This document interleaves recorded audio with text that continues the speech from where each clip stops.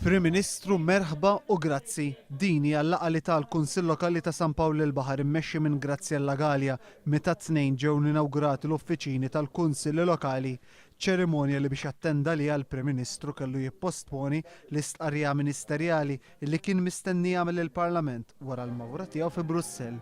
Preżenti għal din l-inawgurazzjoni kien hemm il-Ministru Tonja Fenek, is-Segretarju Parlamentari Mario Gallia u missier is-Sindku, id-Deputat Nazzjonalista Censo Gallia.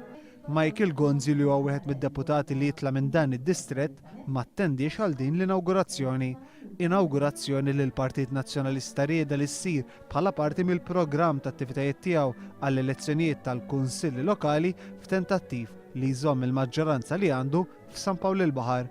Preżenti kien hemm Mario Camilleri s-Siġra u s-Sindku Graziella Gallia li f'nofs il-kontroversja brabta mal-iskandlu tal-għoti tal-kuntratt tat-tindif f'San Pawl li t-siju tagħha qalet biss no thanks meta mitluba biex tirreaġixxi minn One News. Dan l-istazzjoni ilu sa mill-ewwel ta' Marzu jitlob għall-intervista mas-Sindku, iżda t-tweġiba tagħha dejjem kienet fin-negattiv.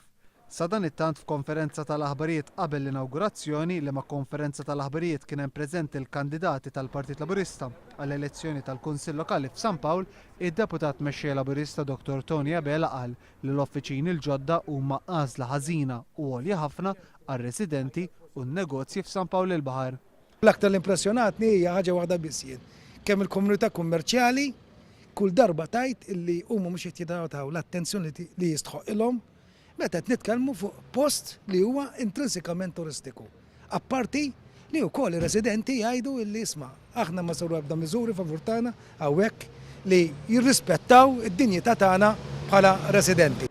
Biex jieħu dan l-uffiċċju l-Kunsill Lokali daħal f'kirja ta' 18,000 euro fis-sena għal 5 snin u f'każ li jrid jixtrih l-ispiża hija ta' 800,000 euro. L-ispiża biex dan il-bini seta' jiddawwar f'uffiċċju stmat li laħqet 80,000 euro u ħafna mill-kuntratti kellhom jingħataw permezz ta' direct order biex is-Sindku tlaħħaq tiftaħ il-Kunsill fil-ħin.